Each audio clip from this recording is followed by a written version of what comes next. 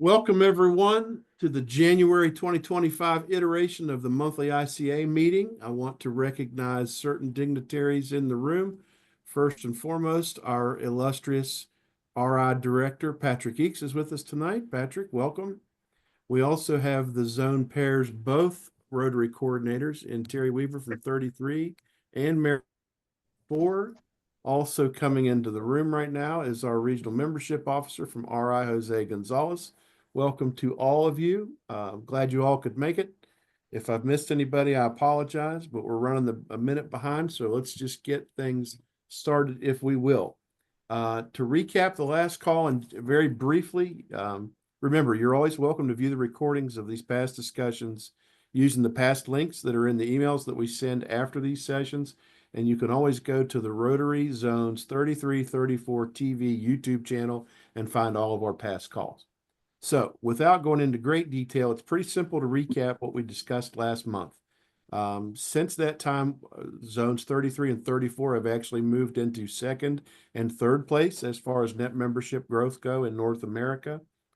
We talked about it, anticipating that predictable December plunge that, if you've seen the numbers, absolutely happened as clockwork. But we started to talk about ways to alleviate that. And then also beyond, starting January the 1st, which was just 6 days ago, what we were going to do to create improvement in where we are in each of our districts. Now, for today, we're going to try something a little different in format and definitely a little different in delivery. So what I'm going to do is safely turn the mic over to the rest of our Zone ICA team, starting with, from District 7610, our team member, PDG Renee Laws. Renee, you and the team, take it away. Let's see where this goes. Famous last words. Let's see where this goes. Thank you so much, Sean. I really appreciate it. And I'm excited to be here today. So we're gonna do a little bit different today. We want to get a little interactive. So we kind of came prepared. So Al, Mike, Ken, Patrick L's in the background somewhere. We're all here to present to you a little bit about objections. Despite our best efforts, we still find ourselves being met with certain objections when we're looking for ways to create innovative membership opportunities. So we asked Patrick Longano to prepare a list of the top 20 objections that he's seen when approaching a creative, innovative model to club building. So we're going to run through them real quickly so you can hear them if you haven't already. And let's make this interactive.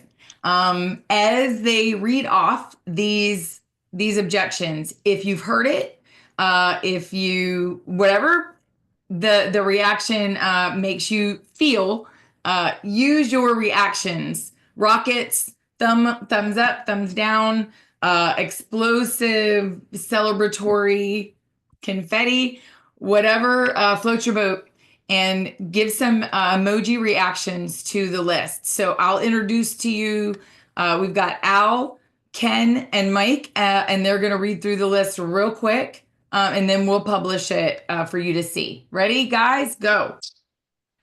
All right, thanks, Renee. As Renee said, so what we're looking for is some reaction to these objections, top 20 objections that you hear or would hear talking to clubs about the possibility of an innovative membership growth strategy. Number one, we've always done it this way. Any reaction to that? Number two, we don't have enough members to start something new. I'm sure you've heard that one. Number three, technology is too complicated for our club. Number four, we can't afford to lower dues or offer alternatives. Number five, members won't engage in new initiatives. I'm sure you've heard that one. Number six, we're not equipped to mentor a companion club. Just don't. Where did that voice come from? Number seven, new members won't fit our club culture. Those are my top 7 objections that you might hear. Now I'm going to turn it over to Now, Ken. now, Please.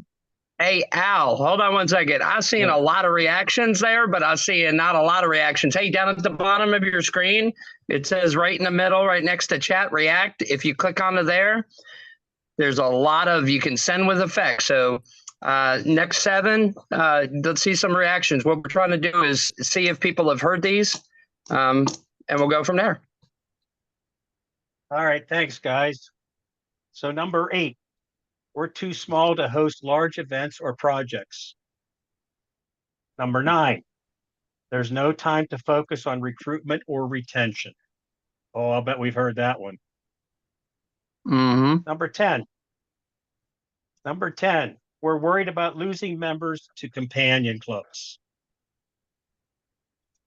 Number 11, we lack the resources to implement change. Number 12, our older members won't like these changes. Number 13, we've tried new things before and they didn't work. And number 14, we don't know how to market ourselves effectively. And Awesome. with that, I'll turn that over to Mike. Thank you, Ken. Number 15, it's hard to find younger members interested in Rotary. I know we've heard that. Our current projects, in the case of my club, our current social events already take up too much time. Number 17, we're concerned about managing diverse membership types. Number 18, what if these changes fail?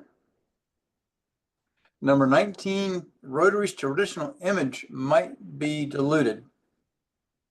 And number 20, our leadership doesn't see the value in these changes. And I know some of us have heard that. Thank you so much, Mike. I appreciate you guys going through those so quickly. If I could get Sean, would you pop up that top 20 list that they just read off so that we can scale down this list? What we'd really like to do is get that down to 3. So what I'm going to ask you to do is when Sean can get that up to share, or if there's one already in your head that the second they said it, you were like, that's the one I need help with. Or if it's one that you've heard that you just don't know what the solution could be, go ahead and add that in the chat. Every single person on here, please come up with at least one of those that we just read off to let us narrow it down. So put your choices in the chat, and we've got the list incoming. So take a look and go ahead and share. You can pinch that yourself to zoom in if you can't see. That reads 18 through 20 again. If anyone would like me to do that, somehow they didn't. It got chopped off. Yeah. Could you do that real quick while we're, while we're typing? So 18 is what if these changes fail? 19 is Rotary's traditional image might get diluted. Number 20, our leadership doesn't see the value in these changes. Okay. So pick your top, pick your top ones, and we're gonna see the live answers coming up. Patrick Longano thinks 101. If you can put the number, objection number, that's going to help us tally them up. Right. Yeah. And so while we tally, I think in the script it says do do do do. Oh yeah, Jeopardy. Do, do, do. Anybody's harmonize with me on that? So while we work on narrowing down the top 3, we're going to have Professor Mike, Professor Al, and Professor Ken each take the top 3. We just promoted them. They got promoted on air. You guys saw it here. They're gonna take the top 3, and they're going to describe how each one is overcome traditionally. And then we'll bring it to the crowd so that you guys can share with us if you've come across that, how it was handled, or maybe if an innovative new way to do that dawned on you in the middle of this big discussion. So are we getting close to our number? Clearly 4 is one. And I think 10. 10 is another one. What's the other one you would say? Possibly, are we looking at maybe 2 or I would say 6? 6. So Okay. 4, 6, and 10 seem to be the ones. 4, 6, and 10. All right. Well, then let's go with 4, 6, and 10. And Mike, you're gonna kick it off. So you pick which one of those you'd like to cover. Number 4, which is we can't afford to lower dues or offer other alternatives. And a traditional answer to that would be to show how flexible dues structures can actually attract new members and ultimately increasing revenue and financial stability, that people will come in at different price points. So that's a traditional answer. We're going to go through, I think, through all 3 of these, and then we're going to open it up for discussion. Yeah, perfect. Al, if you'd like to take 6 or 10 and cover the question and the traditional way to overcome. Okay. Hey, thanks for the promotion. I appreciate that. You're welcome. My pleasure. It was nothing. I'm going to take, is that a pay bump too? Yes, you get twice as take much number as you 6. were making before. I'm going to take number 6. We're not equipped to mentor a companion club. And one of the traditional responses to that is you want to use the companion club model, which includes a step-by-step guidance and learning where they learn under the parent club, and it really requires a minimal extra effort. So there is a step-by-step guide in place for forming a companion club that is very easy to follow, very easy to implement. It does not take a lot of work on the parent club to be able to do that. So that is the traditional answer, and we can get into some other discussions once Professor Ken goes through his question. All right, thank you, Al. So number 10, we're worried about losing members to a companion club. What you need to do is you need to clarify the companion clubs strengthen the parent club by creating a shared membership base and offering retention pathways. So these companion clubs can only help to strengthen your club. So with that, Renee, turn it back over to you. Awesome. Thank you so much, sirs. So I'm going to bring it to the crowd now. Those 3, would each of you please type your those top 3 that you just read off, gentlemen? Could each of you type those into the chat so that they have it, written down? And then Patrick, do you have anything to add to those traditional answers before we dive into maybe some other options? Yeah, I one of the things that I learned when overcoming objections, because I promise you guys, I've been turned down more times than than people have accepted. So what I found is that if I had a term or a short saying that leads me into it. So like one of the things that like Ken just talked about, about competition and that sort of thing. I used to say stuff like, companion clubs don't compete, they complement. And let me tell you what I mean by that. And then I would go in and do the explanation. Or if it is they'll take away from the traditional club. Companion clubs are a pipeline, not a detour. They're a pipeline to a traditional club. Let me explain to you, what that means. And how I've seen it in the past. So if you come up with just a couple of those little word tracks and then lead into it, let me show you what I mean by that. It makes overcoming objections a whole lot easier because you'll go into it with the thing that you've practiced and prepared, for each one of those objections that you get a lot. And then you can say that and then humanize it by showing them an example. So if I had to offer any piece of advice on those, is to load your lips with a short little saying or a couple of small little words, and then straight into the explanation. Let me show you what I mean by that, and go on from there. Thank you, Renee. I love that, load your lips. And someone the other day put on social media, they were talking about we're having some really bad weather, and they said, check, make sure your trees are upright. I think those are really good words of wisdom just in general for our life. Make sure your trees are upright and have your lips loaded with some responses. So if we could go through, Mike, Al, Ken, if each of you would take a couple minutes to repeat your objection and open the discussion, lead a quick discussion on each of your topics, I would really appreciate it. So Mike, you first.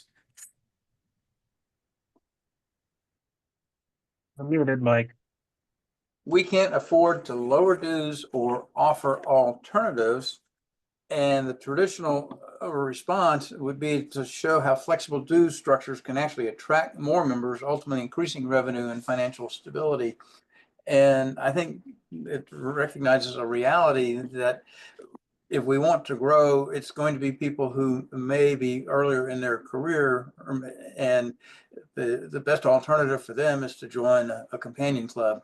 And then they have their own set of dues. They set that, they still pay the club and Rotary dues, but they get to choose their club dues. And there's different ways to handle that financially with the parent club. But our district has had 2 clubs in the last 18 months that are impact clubs of larger clubs in our district. And in both cases, they've got children of the members in the parent club. And in a few cases, spouses. And I know Al has that situation with his club. And so it's a way for children and other people, other family members to be involved, and maybe they don't want to be in the big club, but offering an alternate dues structure is actually one of the motivations for them to join Rotary. Mm. So what kind of, who else has gotten the objections that Mike was just going over? Anybody else get that objection when they were going out, or have a suggestion on how you can overcome that? Marge's got her hand up. Okay. Marge, go ahead, please. Yeah. Hi, thanks. Well, I'm a little confused about that because if I go out to the Zone 3334 website, it talks about 6 failed membership strategies that Rotary clubs love. And one of them is incentives, offering members an incentive such as free dues for a quarter, free or reduced dues for members. So I guess I'm just a little bit confused about what are we saying here? What are we saying there? Maybe I'm just not getting it. Help me out. Well, I think this is more for a new club. This is not offering an incentive for, this is not different membership types within a club, but that can work. It depends. It can't be what you rely on, but it could work in an existing club. But this is really more for a companion, impact, satellite, whatever the exact structure is. But it's a different meeting time and different group of people. And they think about Rotary differently maybe than the people in the parent club. Yeah, I'm just saying it's a little confusing. Marge, I can add something to that as well. Those 6 failed things, and Terry Weaver, who's on the call, can correct me if I'm wrong. Those things fail if those are the only things that you do. It's not that they're inherent failures, but if that's the only thing that you do and you don't do anything else, you don't build on it, you don't use it in conjunction with some of the other tools, they are 6 things that will fail. Terry, is that fair to characterize it that way? If we're specifically talking about trying to financially incentivize members to do something with respect to new members, you can't make it enough to drive behavior. If you could make it like $2,000, that would do it. But when somebody hears that, your free dues for a quarter, they say, there's just a lot of other easier ways to make $300. It just doesn't, it's just not enough to move them. And Marge, let me add to that, if you don't mind. One of the things that's a great article. I go back and read that sometimes, but that article was written in a little bit of a different time, and meant for a different type of audience. In my opinion, that's the way that I read it, for a regular, standalone Rotary club. And it's become acceptable, if not warranted, to bring people in alternative styles, alternative membership types, alternative type of clubs. And if that person is not attending meals or attending anything like this, of course, they're going to pay a little bit less. You know what I mean? So I think that article, although if you set that up right next to this meeting, you would say there is a little bit of, it's, going against what you guys are saying right now. But in my opinion, that was written in a little bit of different time and for a little bit different situation. So this has been the accepted practice of the innovative club model since it started here. I think it was back in 2018 when Patrick Eakes and Chris Jones kicked the thing off, and they've always stressed all throughout Sean and all throughout this thing is to find different ways to get them in, but just to do it for a purpose and not just to offer a blanket 30% off this week. That stuff doesn't work and is bound for failure. And the reality is every club has a different due structure anyway, so that already exists. Peter, The point here is not reducing your price, but reduce your cost structure. Reduce your cost structure mostly by taking meals out. That takes 60% of the sticker price right off the table, and presents a whole different value proposition and a different price point. When people understand that you're charging less for a different product rather than just cutting your price, that works in most people's minds. Yeah, thank you, Terry. Peter, go ahead. Can I chime in on Terry again? Yeah. Go ahead, sir. Go ahead. Go ahead, Marge, real quick, and then Peter. Oh, well, I was just saying, because I'm agreeing with Terry, and if I'm understanding him correctly, because I think where it can get confusing, and I understand the whole part about new clubs, but then the whole thing that I've dealt with in the past with current clubs, regular clubs. If you start saying, well, younger members can come into the club, they can get everything that everybody gets, and they're going to get lower dues. Well, then you have all those senior citizens on the other hand that are on fixed income. So I think it can get kind of gummy. I'm just making comments. Well, I think it get kind of gummy. I think you got to be flexible, certainly in every club. Peter, go ahead. Yeah, what I was going to say, though, part of it's marketing too, because, and my club has done this, we've got different due structures for people coming in for 2 years and going on. But the other big thing was, instead of giving them, when we went in, if you would have said our quarterly dues are basically about $200 some, people say, I can't afford that. But we would go in and say our quarterly dues were $65 at that time. Your meal, you have to pay for the meal if you come. And that was $12 for breakfast. And then we encourage people to do $25 a quarter, et cetera. Well, when you add all that up, that's $200 and some a quarter. But for the younger people, seeing that big number scared them. When you went through and broke it down, we're telling, well, it's only this $20 a month really for the dues. It's so much for meals, which you have to pay. And then also, oh, well, I can do that. But it's, again, that's the marketing piece. You got to be careful how you go out and hit them up front. And so that worked for us, particularly for the younger people coming in, because they were starting out. And like I say, they see that big number and it scare them off. Yep. Thank you, Peter. Peter, you're exactly right. That's the reason why a lot of times I talk about monthly. I break it down to monthly, even if you're doing a quarterly type deal. So smart, real smart way to go there. Renee? I was going to let Al. I think, Al, you had your hand up earlier. Yeah, I had my hand up earlier, and I just want to kind of reiterate what Terry and Peter were both saying, is that maybe Patrick, maybe you can answer this question: is this objection, is it do you hear it, and maybe the other people on this call, do you hear it more often from clubs, traditional clubs that have their meal structure baked into their dues? Yes. That's where the cost is. Yes, yes, and yes, and so that's where the club is saying, we can't lower our dues to members for in a non-traditional or innovative club because we've got the meal costs baked into our due structure, and like Terry said, they've got to look at their cost structure. Take those meals out of there, and more than likely they can have that due structure as for their innovative club members. That's what we do. It's the same due structure. Yep. Al, it's absolutely the number one objection. And even if they're saying one of the other 20, they actually mean this objection. I'm dead serious. It always comes down to the money. 100%. Not 100% of the time, but I would say 85% of the time that you're out there talking to clubs about doing a companion club, it's always going to run down to, well, we pay this, they should have to pay that, those type of things. So that's, if you get really good at the overcoming the money objection, like Al just said, break it down, or Peter had a great thing. Hey, don't say the big number. This is how much it is for this. This is how much it is for this. This is optional. If you want to eat, great, that's fantastic. But Al, to answer your question, it is the clubs that bake it into their meals, like part of their fundraising. Part of the way that the club makes money is by people not showing up for their prepaid lunches.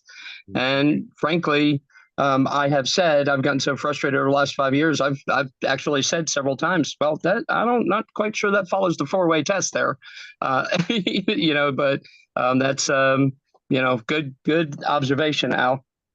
Yeah, and let's let Al roll right into his, because we have a few more minutes left and we still have 2 more topics. So if you want to take your Al, your hot topic.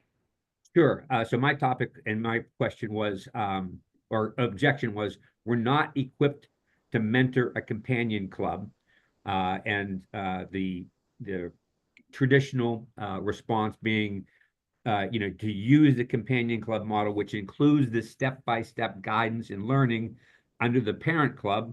It really requires a little, very little effort, extra effort.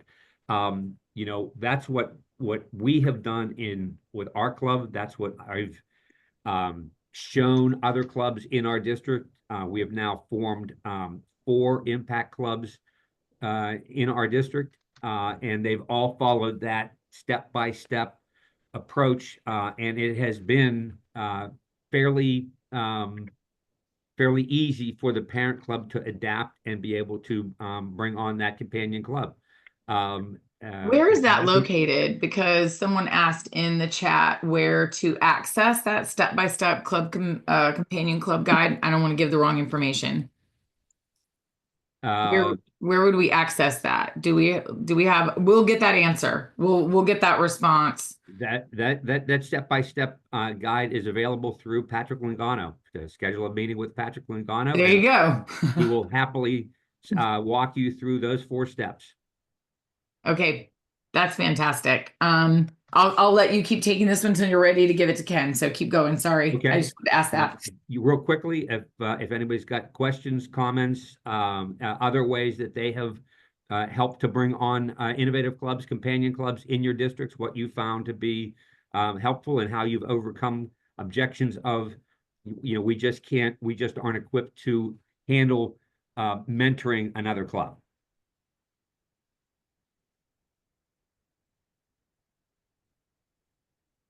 So that one will still be a mystery, except for the traditional response, which, I mean, it doesn't mean that it's not effective. It just means that's the go-to. There could be others, right? Well, that's the go-to. I will add a comment to that. I do think that step-by-step approach is very helpful, and it's also very effective, and it keeps people on track, so you know exactly what you need to do next and when you need to do it. One of the challenges with a new concept like an innovative club and innovative membership growth is if you don't follow some recipe, and this is a great recipe, you don't get the same result. If you're looking to make the cake, follow the recipe. Wow, the advice is flowing today, y'all. We've got a lot of great little quips that we can use in the future. So, Professor Al, thank you. Professor Ken, on to you with number 10, the top 10. Right. Thanks, Renee. So that number 10 was, we're worried about losing members to companion clubs. And the traditional answer is the companion club strengthen the parent club by creating a shared membership base and offering retention pathways. That's the traditional answer. Another answer is that statistics show that by creating innovative or companion clubs, your host clubs don't lose members. Actually, what the inverse happens is that your roster, according to RI, actually increases because you're gaining new members, creating new pathways for people to join Rotary. And those pathways are simply, they're not following what your traditional club is. Why are we not allowing people to join Rotary for the reason that they may not like your club? The other thing to put into that is that if people from your existing club are going to leave because you started a traditional club, chances are they were going to leave your club anyway. So now this is a way to retain members. So with that, I'll open it up. Does anybody have any comments or questions in regards to that? Terry has his hand up. Terry, go ahead. Yes, there. Yeah, Terry.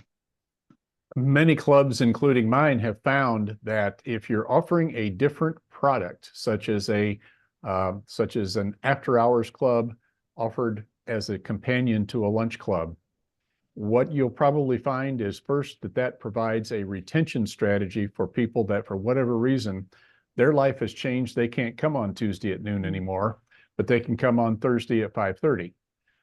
Likewise, you also have the opportunity of reaching back to people that, for whatever reason, left the club, and one of those reasons might have been that they couldn't come at noon on Tuesday. And both of those things have happened in the case of my club. We've retrieved members that left because Tuesday noon became a conflict, and we've held on to members that had one foot out of the door because they were hardly ever able to come on Tuesdays. Great points. Thank you. Patrick? I think that's a great point, Terry. But one of the things, again, with the short little saying before you delve into it, is that I use in this area all the time is like, look, we need to be able to give people choices when they're coming into Rotary and options before they leave. Because right now, if you can't make it, your job changed, what is your option? What's been your option? Just to leave. And if you don't have another Rotary club that's nearby, you've left Rotary. So if you give them choices coming in and you give them options before they leave, you're going to get them coming and going. So just as you're talking, as you see this one was so wonderfully answered by Ken. Ken, that was a fantastic response.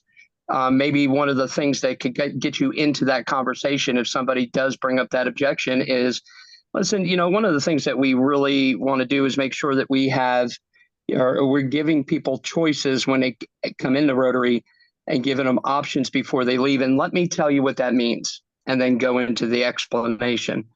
Let me tell you what that means is a really, really good segue into explaining that everyday life. And I promise you, when you explain that to them, it doesn't matter what story that you tell them, their club has experienced and they've experienced it, and it will touch home with them. So again, that short little thing, give people option or choices coming into Rotary and give them options before they leave, and then tell them what that means. Thank you. Thank Patrick. you.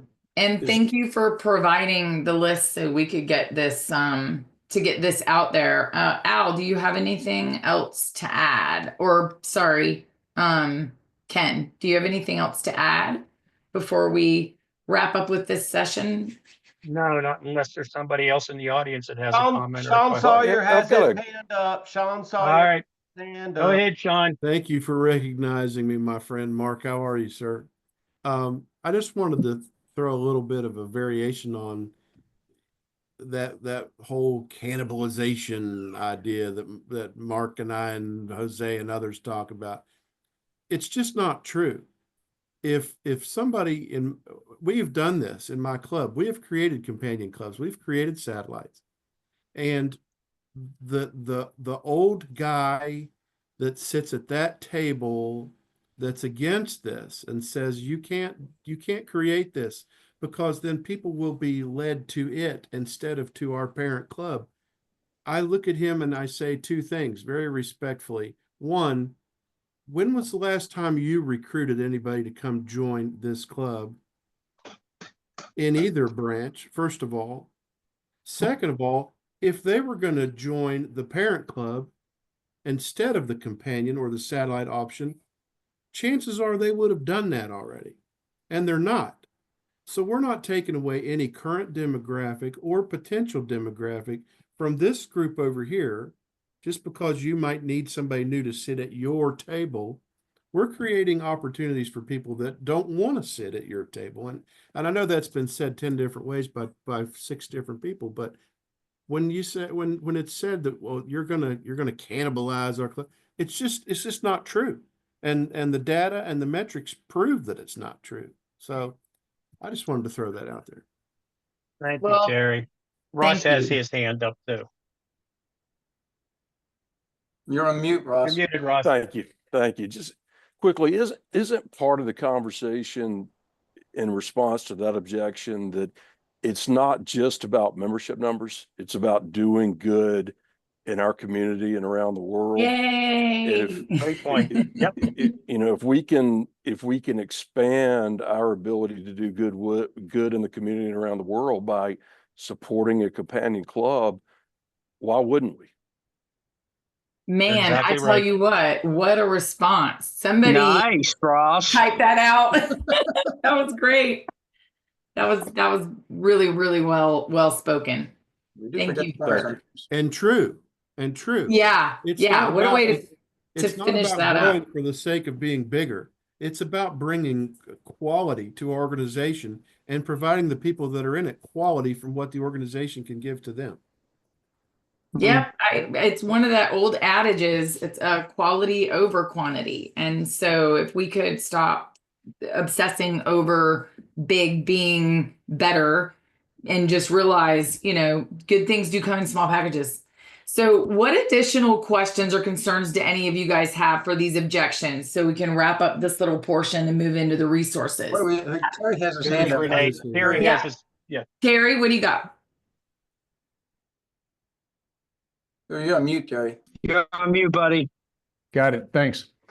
Sean reminded me of something that I've heard, and this is just a variation on the same theme, which is, hey, we already have plenty of Rotary clubs in the county. They're all competing for the same prospect base. And I just look at somebody and say, hey, tell me, when was the last time you were hot after a Rotary prospect and some other club picked your pocket?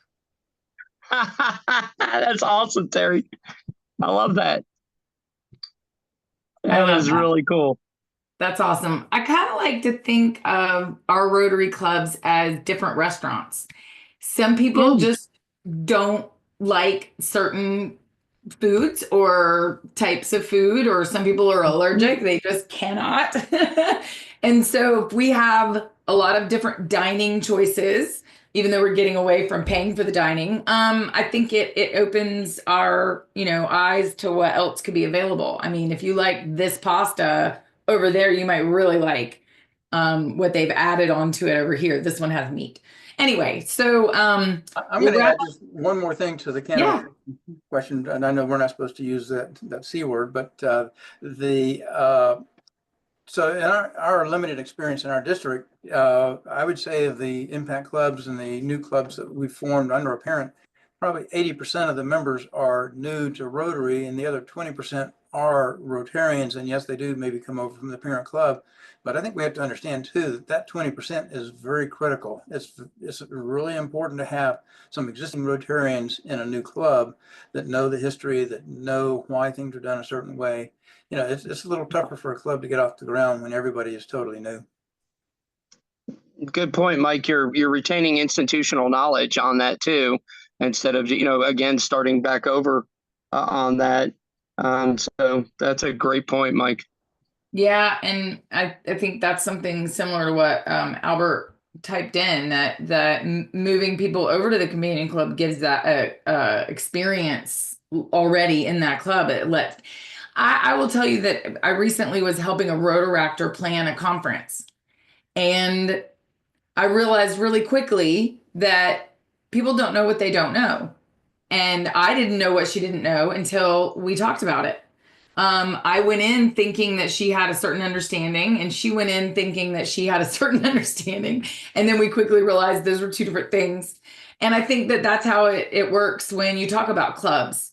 Until people really understand what you're saying, they're not going to get it. And it's okay. That's why we exist. So what resources do you feel like you might need more than what you feel like you already have is kind of the first question. And then the second one is, how would you recommend we move forward in this process of information sharing or gathering? Because we have discussed as a team the option of trying to create some kind of a curriculum for the ICAs, or for people to kind of have something written down. The fear is that once it's written down, it becomes like concrete, and then you can't be flexible with it anymore.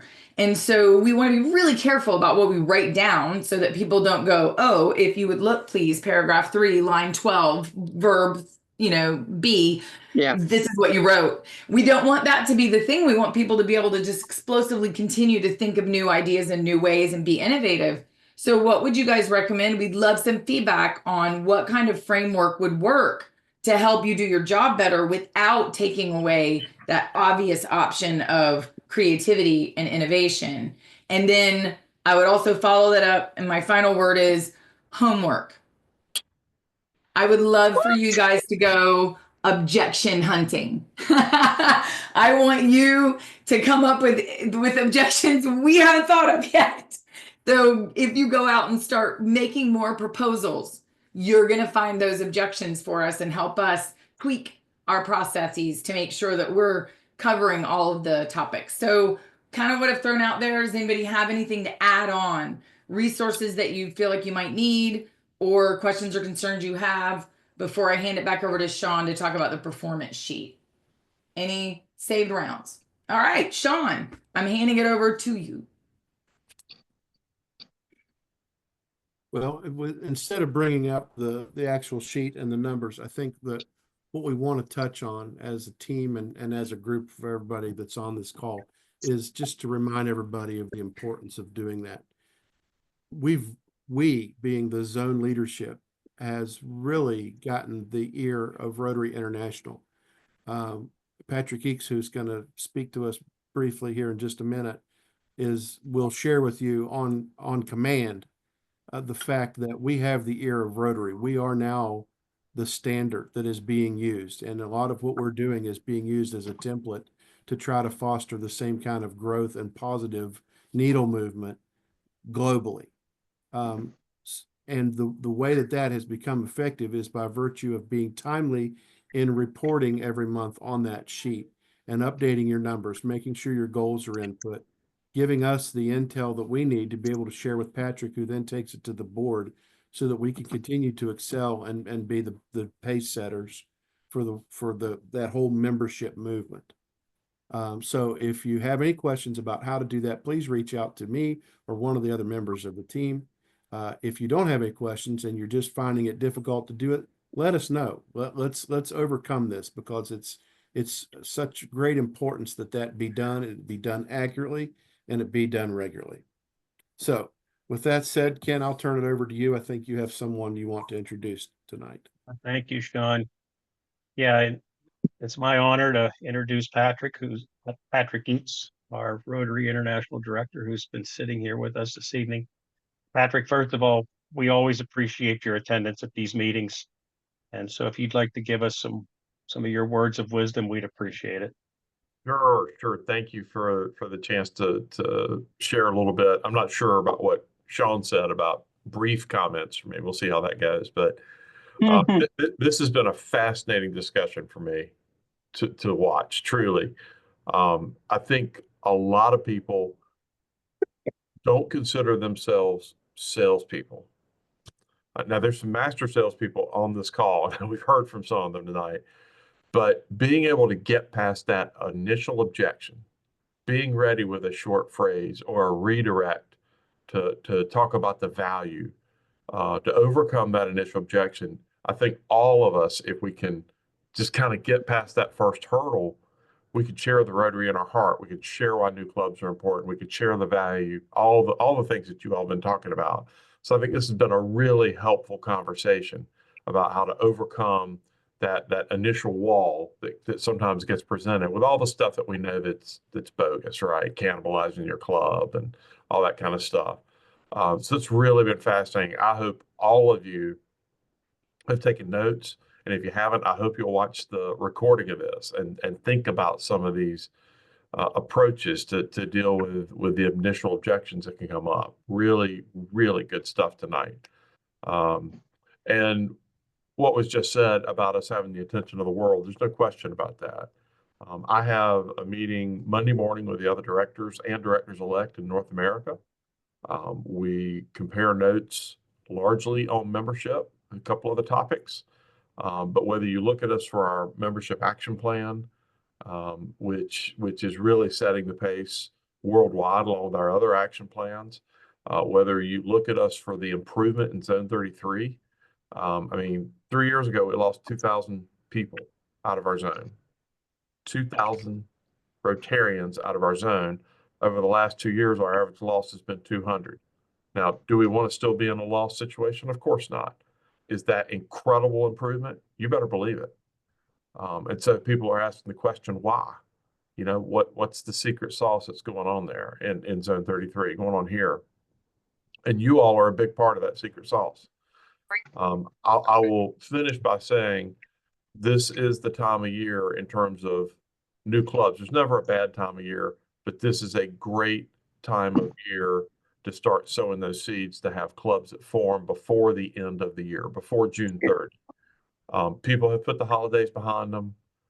Most people are not doing extensive travel at this time. This is a great time of year to plant the seeds, to start having these conversations. You just were given homework, okay? I heard it. You were assigned homework. So get out there and put some of this into practice and see how it goes and be ready to report back next month.